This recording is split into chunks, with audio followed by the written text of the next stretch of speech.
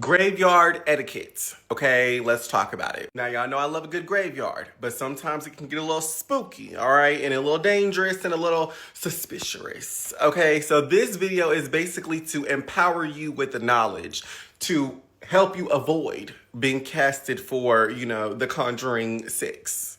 Now, you're probably wondering, what the fuck are we even doing at the graveyard? Okay, some people go to collect dirt. Some people go to honor the people who are buried there. Some people go there to meditate. Some people go there to talk shit, do workings.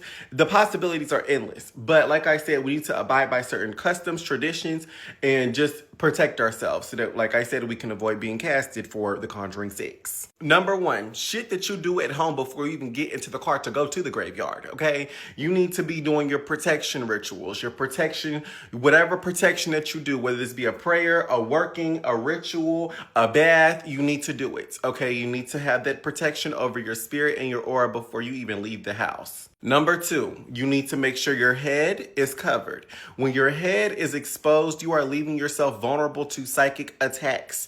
You need to wear like a scarf, a do-rag. You could even put a hood on if you're wearing a hoodie. You could wear a hat, a beanie. Just make sure that head is protected, it is veiled, it is covered. Number three, when you get to the graveyard, do not step through that entrance all willy-nilly. This is not your house. You knock before you enter anybody's house.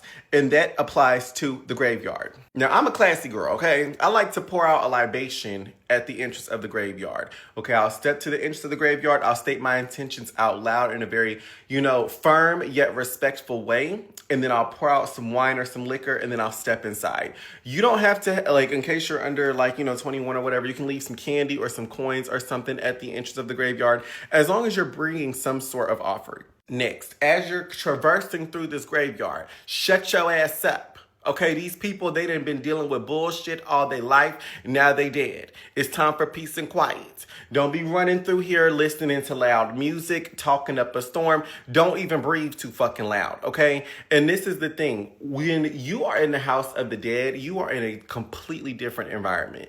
There are some spirits here that ain't do nothing but scam, lie, cheat, and steal all their life. Kill, rape, all types of shit they was doing when they was alive. And it's some people that are here peacefully. They're just chilling. They was good folk when they was alive. These are people, okay? And they don't have no law. They don't have no limitations on them no more. They're dead. So you want to make sure you are as respectful and unnoticeable as possible when traversing through these fields. Now, when you get to the actual site where you want to collect dirt or you want to do a specific working, make sure you actually know the spirit. Make sure you actually have a connection with the spirit before you just start digging up their dirt and pouring shit on their grave site and doing workings and stuff.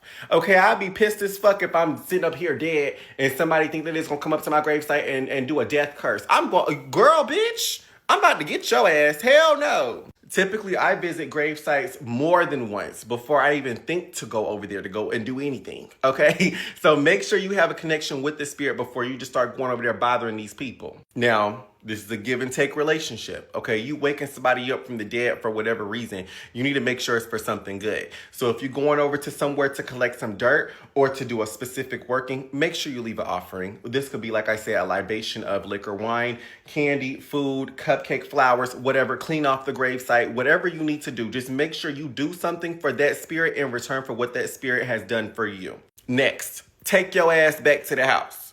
Take your ass back to the house. Leave your shoes outside. You was just stepping all throughout that damn graveyard and you think you about to bring in the shoes with the dirt from the graveyard into your house through your front door?